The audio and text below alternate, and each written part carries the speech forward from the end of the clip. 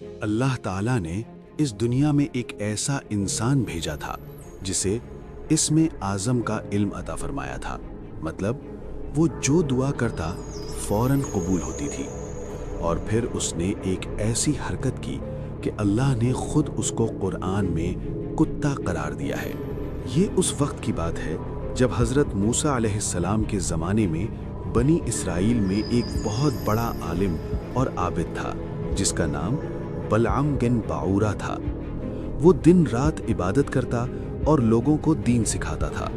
جب حضرت موسیٰ علیہ السلام اپنی قوم کے ساتھ مصر سے نکل کر فلسطین کی طرف آئے تو راستے میں ایک علاقے بلقا سے گزرے۔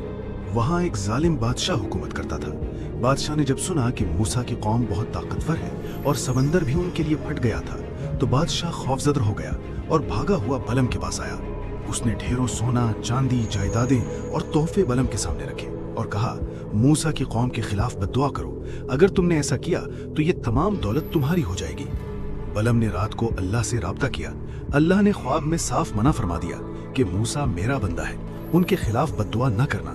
صبح بلم نے انکار کر دیا، لیکن بادشاہ شیطانی دماغ کا تھا، وہ مزید دولت لے کر آیا۔ بلم کا دل لالچ میں آ گیا، بیوی اور بچے بھی دباؤ ڈالنے لگے۔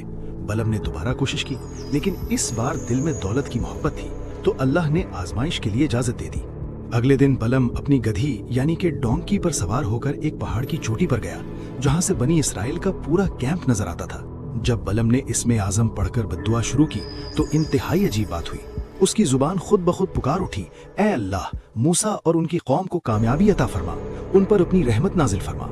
اس نے دوبارہ کوشش کی، پھر تیسری بار، مگر ہر بار اس کی زبان سے موسیٰ علیہ السلام کے حق میں دعائیں نکلتی رہیں۔ اللہ نے اس کی زبان کو پلٹ دیا تھا اور پھر بالم نے ایک نہایت گھٹیا اور شیطانی تدبیر سوچی۔ اس نے بادشاہ سے کہا، ان پر بددعا اثر نہیں کرے گی، تم بس خوبصورت عورتوں کو بنی اسرائیل کے کیمپ میں بھیجو، جب وہ گناہوں میں مبتلا ہوں گے تو ان پر اللہ کا عذاب آئے گا۔ اور یہ منصوبہ کامیاب ہوا۔ کچھ لوگ فتنے میں پھنس گئے جس کے نتیجے میں طاعون کی بیماری پھیل گئی اور دیکھتے ہی دیکھتے 24,000 لوگ ہلاک ہو گئے۔